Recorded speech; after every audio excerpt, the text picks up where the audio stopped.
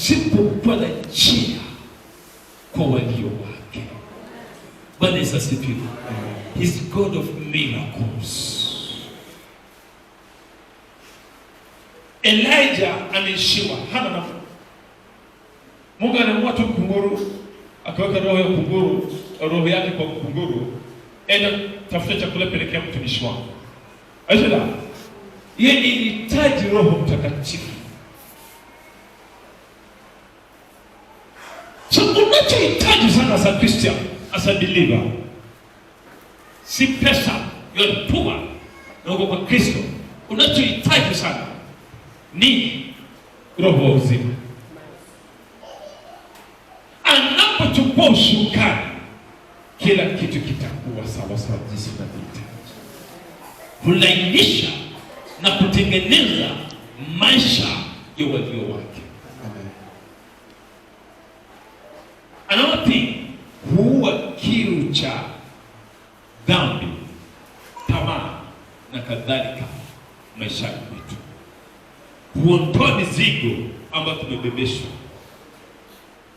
Unapokuwa na Roho Mtakatifu, hautahitaji hata kuwekewa mkono for deliverance. Kuna siku moja Pastor Jennifer akawa shuhudia.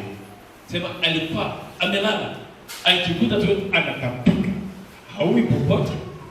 Siko hivyo.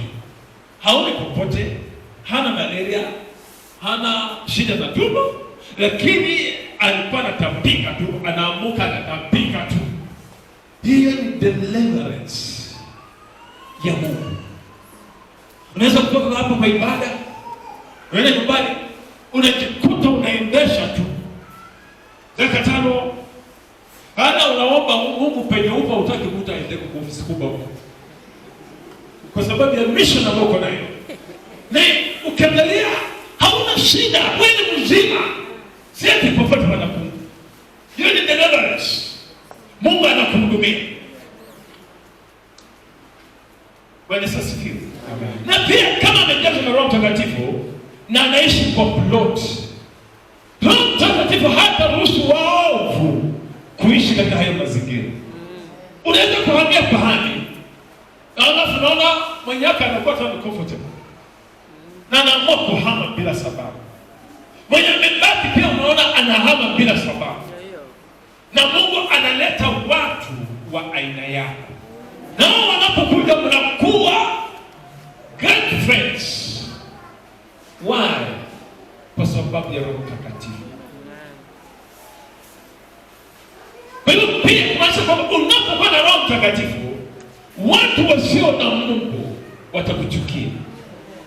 Wataanzisha vita juu yako, lakini no weapon fashioned against my people shall do all. Na hata wanapoinuka atawanyamazisha mbele yako. Haleluya. Na leo Pastor Noza ameniambia kitu. Kuna wakati tulienda kwa Dele kwa ofisi yake, tukafanya matabiko hapo.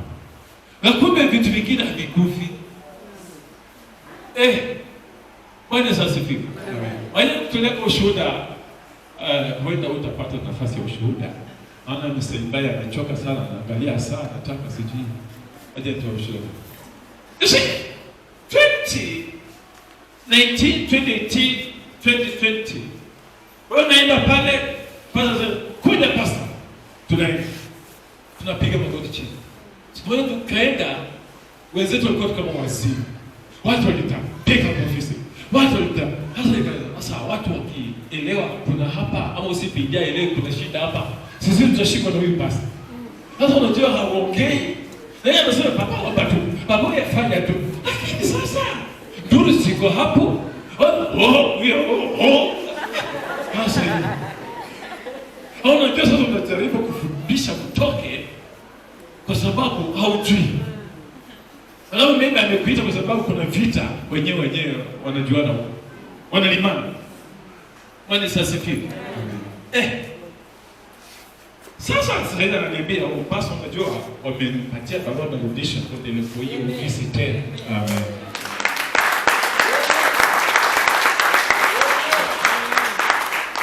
penye Roho Mtakatifu yupo, ukifanya kitu kwa nguvu za Roho Mtakatifu, hiyo ni msingi unainua, hauwezi ukakufa. Kwanza kinachopandwa na Mungu kinaishi.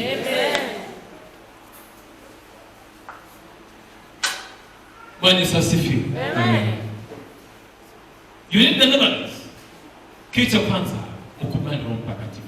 Na huwezi ukajaza na Roho Mtakatifu pasipo kumkiri Yesu Kristo kama Bwana na Mwokozi wa maisha yako.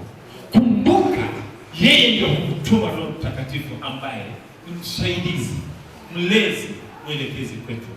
John chapter 14 verse 16. Kwa hiyo hauwezi kujaza Roho Mtakatifu pasipo kumkiri Kristo. Kumaanisha lazima tutengeneze uhusiano wetu na Mungu. Lazima tumpokee Yesu kwanza na tutembee katika kanuni za nani? Za Yesu Kristo. Then from there, Roho Mtakatifu anakuja kwa ule msingi. Roho Mtakatifu pia huimarisha uhusiano wa mtu na malaika wa mbinguni.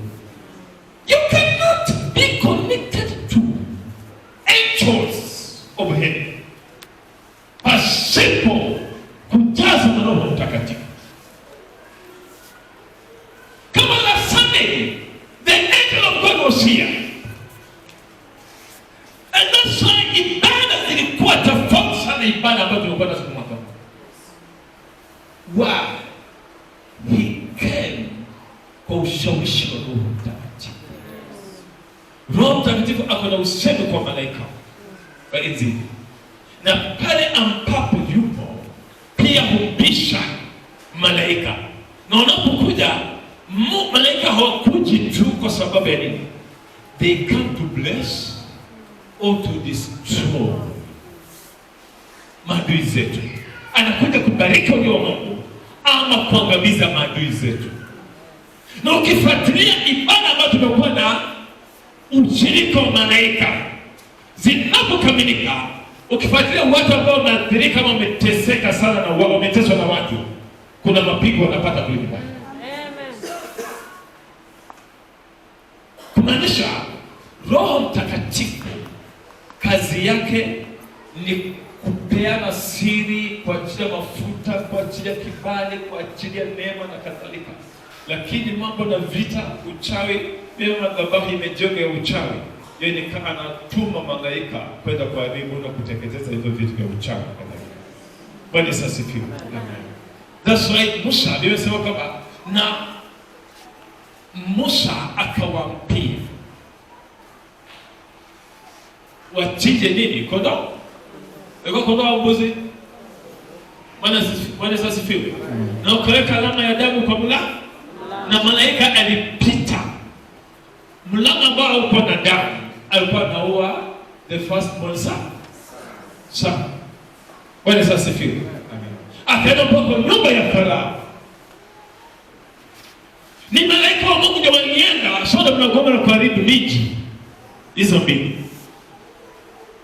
Ni malaika wa Mungu ndio walizamisha jeshi la Farao baharini. Ni malaika wa Mungu ndio waliangusha ukuta wa Jericho. The Spirit of God remained with Joshua. Na malaika nao wakaenda kuangusha. Bwana asifiwe. Amen. Kumaanisha the angels of God can kill.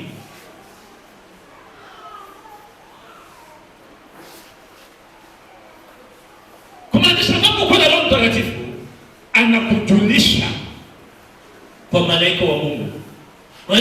Walio na Roho Mtakatifu, malaika wa Mungu wanawajua kwa majina. And that's why wanabadilishana usiku na mchana kwa ajili ya kukulinda. Hauwezi kuwa na Roho Mtakatifu ukakosa malaika wa ulinzi wa Mungu. Bure hata yeye kwa ajali wangekufa. Wangekufa, hawangeweza kusurvive ajali. Bwana asifiwe. Yaani kazi ya Roho Mtakatifu. Tunasema malaika wa Mungu wanashuka kwa instructions za Holy Ghost.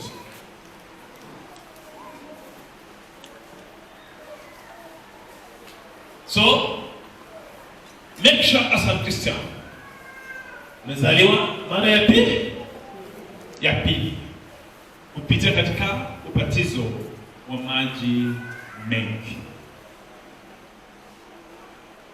Roho Mtakatifu hawezi kukaa na wewe pasipo kukamilika katika njia, katika mapenzi na matarajio yako. Kule kwetu Catholic tulibatizwa, tukafanya kila kitu, lakini wakati ambapo tunaokoka tulitupilia mbali vyote na kwenda kubatiza. So ubatizo wa maji mengi ni lazima kwa wenye haki ama kwa teuli wa Mungu. Na hata kupitia kwa ubatizo wa maji mengi kuna ujazo wa Roho Mtakatifu, maana ni kitu kilicho na msingi wa Mungu mwenyewe. Sasa mara nyingi tumeenda kubatiza watu, tunafika huko wanajazwa na Roho Mtakatifu. Enda kuwabatiza, wanaanza kufunguliwa, wanatapika mapepe na kwa sababu is a godly thing. Hallelujah.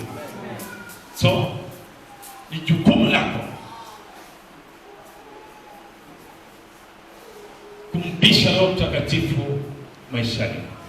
Nasema tazama na bisha, yote yule atakayefungua nitaingia na kukaa ndani. Bwana Yesu asifiwe.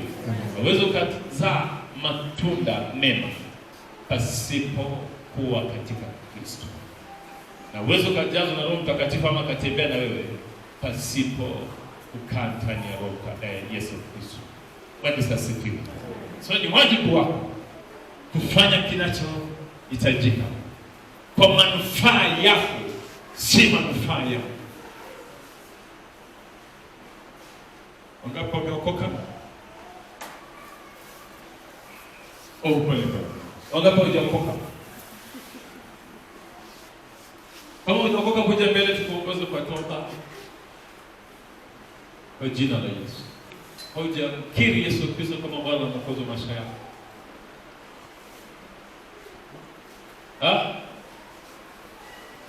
Amoli backslide, kuja tu naruhusiwa.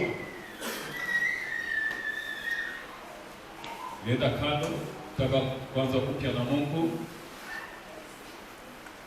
Nataka kuombe pamoja, alafu kurudishe Roho Mtakatifu atuhudumie katika jina la Yesu. Kama hujaokoka, ina mkono wako juu. Hapo tumebarikiwa. Bwana asifiwe. Haya, tusimame basi.